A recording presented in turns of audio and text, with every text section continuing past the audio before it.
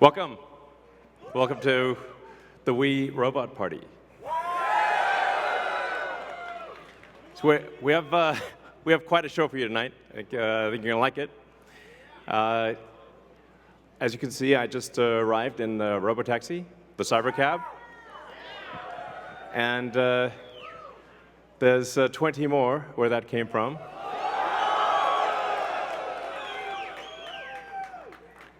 So they've been traveling. There's no people in them, as you can see. The car's just going by with no people.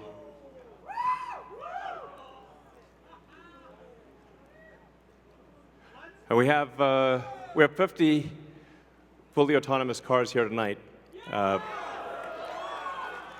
So you'll see Model Ys and the cybercab, all driverless.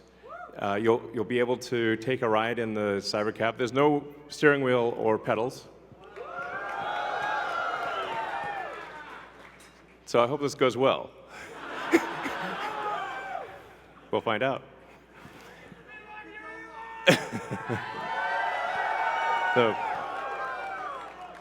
So you see a lot of sci-fi movies where the future is dark and dismal, where it's not a future you want to be in. So, like, I love Blade Runner, but I don't know if we want that future. I think we want that duster he's wearing, but not the bleak apocalypse. We want to have a fun, exciting future that if you could look in a crystal ball and see the future, you'd be like, yes, I wish I could be there now. That's what we want. So when we think about transport today, there's a lot of kind of pain that we take for granted that we think is normal. Like having to drive around LA in like 3 hours of traffic. Yeah, people that live in LA, I mean, try to get from Pasadena to, El Segundo during rush hour is like, you can fly to, another city faster than you can get to cross town LA. So, and you have to drive the whole way. Unless you're in a Tesla, of course. Now, Tesla already does quite well at this, supervised self-driving. So supervised full self-driving is actually working quite well. I'm sure there's people in the crowd, you're using that, yeah? So we'll move from supervised full self-driving to unsupervised full self-driving, where the car, you could fall asleep and wake up at your destination. So, but there's also a challenge for a lot of people that cars cost too much. I mean, when you factor in everything that goes into a car, and the car insurance, and the car payments, and the storage of the car, it's very expensive. So with, and you say, like, how many hours a week are cars used? Your average passenger car is only used about 10 hours a week out of 168 hours. So the vast majority of the time, cars are just doing nothing. But if they're autonomous, they could be used, 5 times more, maybe 10 times more. So you could actually, for the same car, would have 5 times as much value, maybe 10 times as much value. There's 168 hours in the week, and like I said, only 10 of them are used for driving. So, and then a bunch of those hours are looking for a parking spot, which is, can be pretty annoying at times. So we want, with autonomy, you get your time back. This is a very big deal. So it's not just it'll save lives, like a lot of lives, and prevent injuries. I think we'll see autonomous cars become 10 times safer than a human.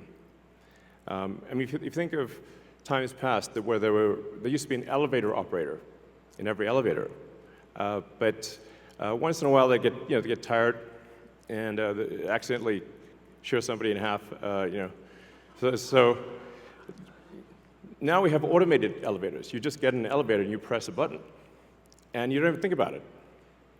And it just takes you to the floor. And if you did see an elevator operator with a big relay switch, you'd be like, that's weird. Now, that's how cars will be.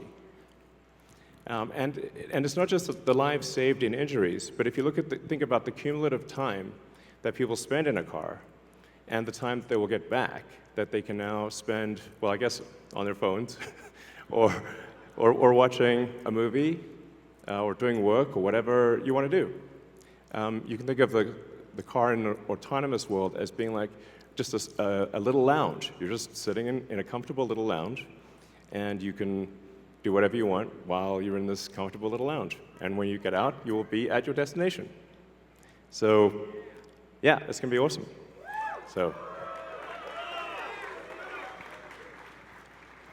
So in fact, I think the cost of autonomous transport will be so low that you can think of it like individualized mass transit. The average cost of a bus per mile for a city, not the ticket price, because that is subsidized, but the average price is about $1 a mile. Whereas the cost of cybercab, we think probably over time, the operating cost is probably going to be around 20 cents a mile. And price, including taxes and everything else, probably ends up being 30 or 40 cents a mile. So yes, and you will be able to buy one.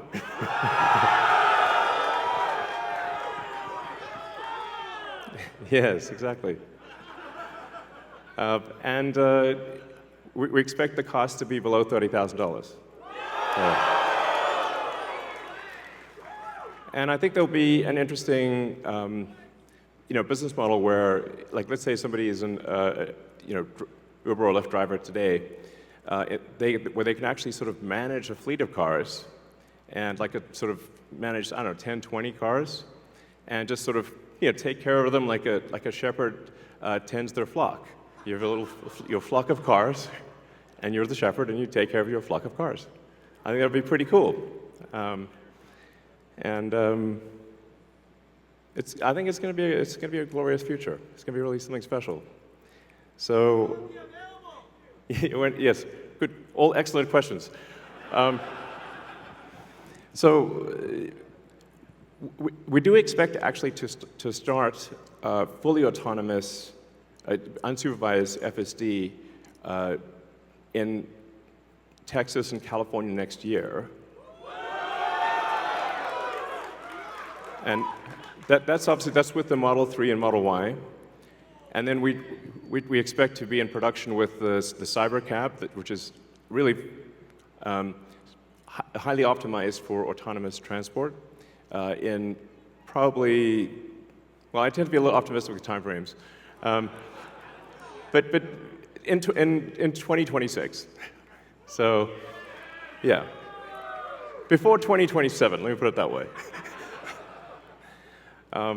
And we'll make this vehicle in very high volume, but well before that, you will experience a robotic taxi via the Model 3 and Model Y program, and Model S and X too. But your 3 and Y will achieve unsupervised full self-driving with permission in wherever regulators essentially approve it in the U.S. and then to follow in outside the U.S. So, and it's Cybertruck too. Yes, of course. Sorry, I don't want to forget. Yes. All our cars are basically all cars that we make. So let's not get nuanced here.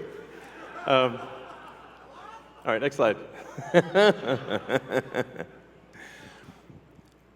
So one of the reasons why the computer can be so much better than a person is that we have millions of cars that are training on driving. So it's like living millions of lives simultaneously and seeing very unusual situations that a person in their entire lifetime would not see. But hopefully, yeah, exactly. So with that amount of training data, it's obviously going to be much better than what a human could be, because you can't live a million lives. And it's also, it can see in all directions simultaneously, and it doesn't get tired or text or any of those things. So it will naturally be, like I said, 10, 20, 30 times safer than a human, just for all those reasons. And I want to emphasize that the solution that we have is AI and vision. So there's no expensive equipment needed. So the Model 3 and Model Y and S and X that we make today will be capable of full autonomy unsupervised. And that means that our cost of producing the vehicle is low. Now, we are going to actually overspec the computer for the Cybercab. So our AI5 computer will be somewhat overspec'd. And because I think there's actually also an opportunity, sort of like in Amazon Web Services, where if the car is driving for 50 hours a week, there's still over 100 hours left. And there's a potential there to have a massive amount of distributed inference compute, where if you've got, like, say, a fleet of 100 million vehicles and a kilowatt of efficient inference compute, you have 100 gigawatts of compute, which is really quite substantial. And if it's there, you might as well use it. So, yeah, so that I think will make sense. So, all right. So our autonomous future is here. As I said, we've got 50 Teslas driving autonomously. We're trying to give you a sense of what cities will be like in the future. And when you get in, you'll see, like, it's really quite a wild experience to just be in a car with no steering wheel, no pedals, no controls, and it feels great. So, and we have enough vehicles here, so everyone should be able to try it out and experience the set that we've built here. It's a very big set, so it's like really, we've used several, I don't know, 20, 30 acres or something like that. It's really big. So it goes on, the ride's long. And we set it up to feel like a ride, like a park ride. So it'll be cool, and you'll get to experience it tonight.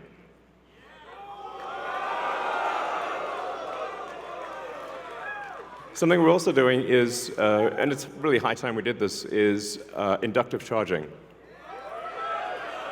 So the robotaxi has no plug. It just goes over the inductive charger and charges. So yeah, it's kind of how it should be. Thanks, guys. I love you too.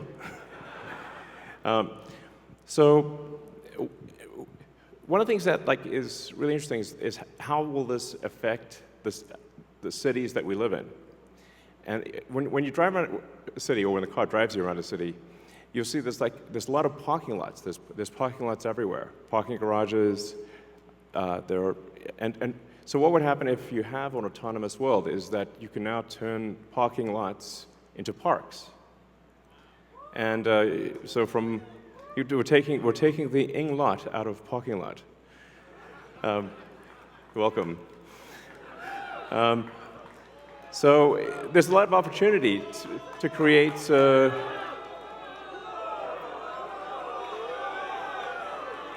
green space in the cities that we live in.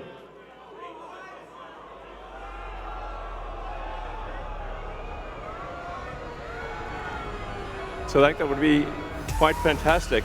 Oh, and also, what happens if you need a vehicle that is bigger than a Model Y?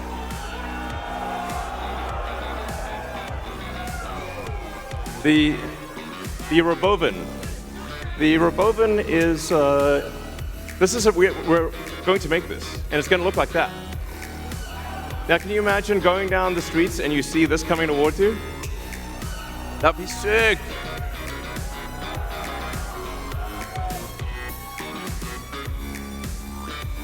So this can carry up to 20 people, and it can also transport goods. So you can configure it for goods transport within a city, or transport of up to 20 people at a time. So this is gonna, the Robovan is what's gonna solve for high density.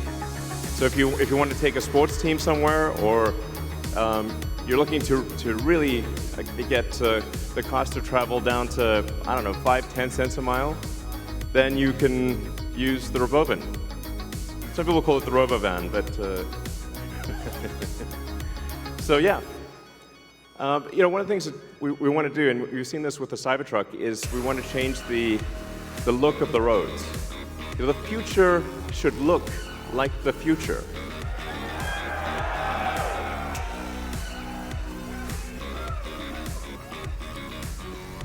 So, speaking of robots,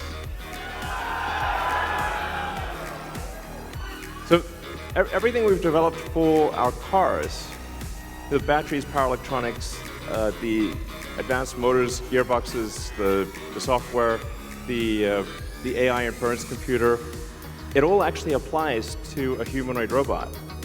So the same techniques, it's just a robot with arms and legs instead of a robot with wheels. And we've made a lot of progress with Optimus. And as you can see, we started it with someone in a robot suit, sort of down, and then we've progressed dramatically year after year. So if you extrapolate this, you're really going to have something spectacular, something that anyone could own. So you could have your own personal R2-D2 C-3PO. And I think at scale, this would cost something like, I don't know, $20,000, $30,000. Probably less than a car, is my prediction, long term. Now, it'll take us a minute to get to the long term, but fundamentally at scale, the Optimus robot, you should be able to buy an Optimus robot for, I think, probably $20,000 to $30,000 long term. So, and what can it do?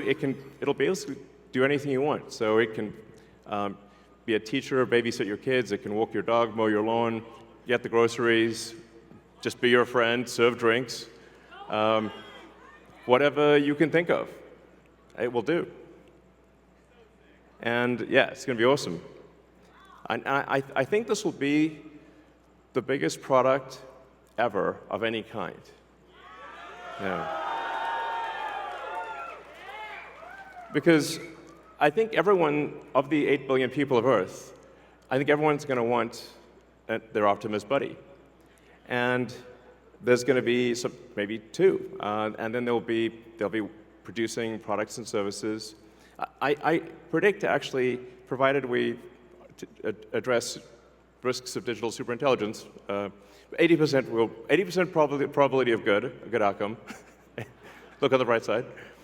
The cup is 80% full. The cost of products and services will decline dramatically, and basically anyone will be able to have any products and services they want. It will be an age of abundance, the likes of which people have almost no one has envisioned. It'll be something special. So, now one of the things we wanted to show tonight was that Optimus is not a canned video. It's not walled off. The Optimus robots will walk among you. Please be nice to the Optimus robots. So you'll be able to walk right up to them, and they'll serve drinks at the bar. And you'll directly, I mean, that's just, it's a wild experience just to have humanoid robots, and they're there, you're just in front of you. So, yeah, with that, let's party.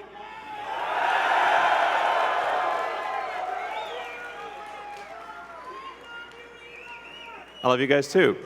If you look at that gazebo over there, let's get the party started.